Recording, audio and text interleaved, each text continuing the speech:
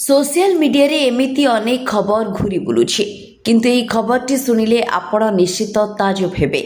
आपण प्रायतः गाँ गुड़िकरे कूଅ देखिथिबे जोंठारे लोके पानी आनिबा पई बाल्टी पकाई आनी थांती किंतु ए कूअर पानी रे एक अजब गति देखाउछि जहा दोहलिबा परी देखा जाउछि।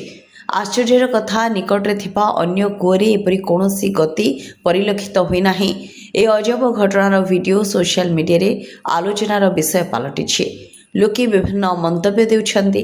तेबे आसंतु जानिबा कूअर पानी हठात काहेकि दोहलुछि। एभଳି कूଅକୁ देखि लोके भयभीत होई पड़िछन्ति। सोशल मीडिया रे वायरल हेउथिबा वीडियोटी गुजरातर मोरबी जिलार बीरपड्डा गाँर कह जाउछि जे प्रबल मौसुमी वर्षा जोगु कूअटी पानी रे पूर्ण होई हठात हलिबाकु लागिला। गति एते तीव्र थिला जे पानी रे मध्य स्पष्ट भाबे देखा जाउथिला जहाँ स्थानीय लोकों को आश्चर्य करिथिला।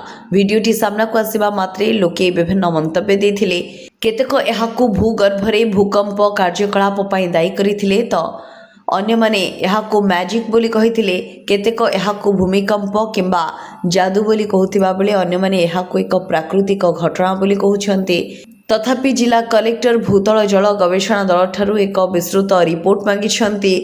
कलेक्टर स्वप्निल खारे कहती जे पानी रे एही गति पानी तले फसी रहिथिबा वायु जोगु हुए। जेतेबेले फसी रहिथिबा वायु परिवर्तन हुए एहा जलपृष्ठ रे गति सृष्टि करे। एहा व्यतीत गुजरात भूतल जल गवेषणा प्रतिष्ठान को ए घटना उपरे एक विस्तृत अध्ययन करबाकू एवं एक रिपोर्ट दाखल करबाकू कहा जायछि जहा द्वारा एहा पछरे थिबा कारण गुड़िक जणा पड़िबो। ब्यूरो रिपोर्ट स्वर्ण न्यूज।